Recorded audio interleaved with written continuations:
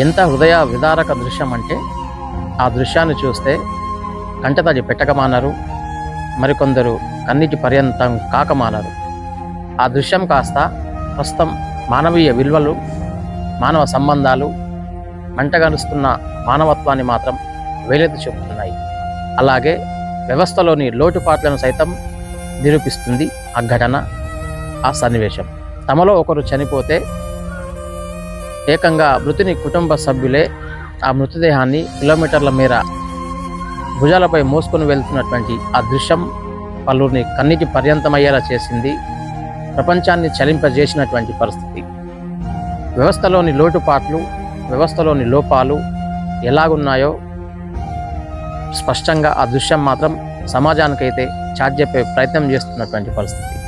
తెలంగాణ రాష్ట్రంలోని, అందులోనూ భద్రాద్రి కొత్తగూడెం జిల్లా భద్రాచలంలోని సుభాష్ నగర్కు చెందినటువంటి కండ్య వెంకన్న వడదెబ్బ తగిలి ఆసుపత్రి పాలయ్యారు.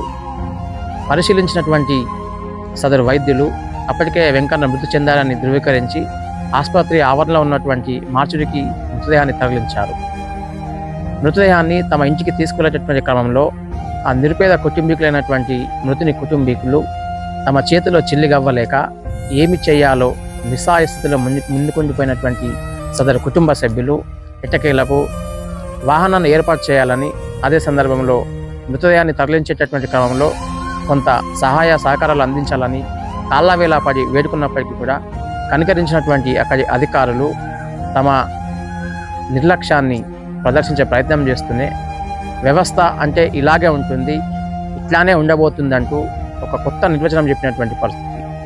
ఫలితంగా మృతుని కుటుంబీకులు చేసేదేమీ లేక, ఏమి చేయాలో తోచలేక నిస్సహాయ స్థితిలో చేతిలో చిల్లిగవ్వ లేకపోవడంతో ఆర్థిక భారం మోయలేనటువంటి సదరు మృతుని కుటుంబీకులు ఎట్టకేలకు తమ కుటుంబం పెద్ద మృత్యువత పడినటువంటి నేపథ్యంలో ఆ మృతదేహాన్ని సైతం అంత్యక్రియల కోసం ఏకంగా కిలోమీటర్ మేర తమ భుజ స్కంధాలపై వేసుకొని మోస్తున్నటువంటి ఆ తీరు ప్రస్తుతం ప్రపంచాన్ని చలింపజేస్తుంది, మరికొందరిని కన్నీటి పర్యంతం అయ్యేలా చేస్తుంది.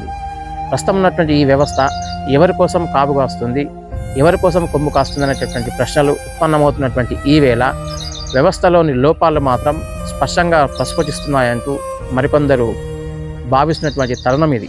వ్యవస్థనే నిర్వీర్యమైపోతుంది, మానవ సంబంధాలు మంటగలిసిన వేళ, మానవత్వం మసకబారుతున్న వేళ అంటూ ఆ దృశ్యం, ఆ సన్నివేశం మాత్రం సభ్య సమాజానికైతే ఒక మెసేజ్ అయితే పాస్ చేసినటువంటి పరిస్థితి. వ్యవస్థ ప్రస్తుతం ఉన్నటువంటి ఈ పరిస్థితులలో వ్యవస్థలోని లోపాలు, పేదరికం అన్వయిస్తున్నటువంటి నిరుపేద కుటుంబాలకు బాసగా నిలవలేదు సరికదా, వారందరినీ దూరం పెట్టే ప్రయత్నం చేస్తుంది. డబ్బున్నోడికి, వివిఐపీలకు మాత్రమే ప్రస్తుత వ్యవస్థ కొమ్ము కాస్తుందంటూ ఆ సన్నివేశం మాత్రం ఒక నూతన నిర్వచనం అయితే చెప్తున్నటువంటి పరిస్థితి.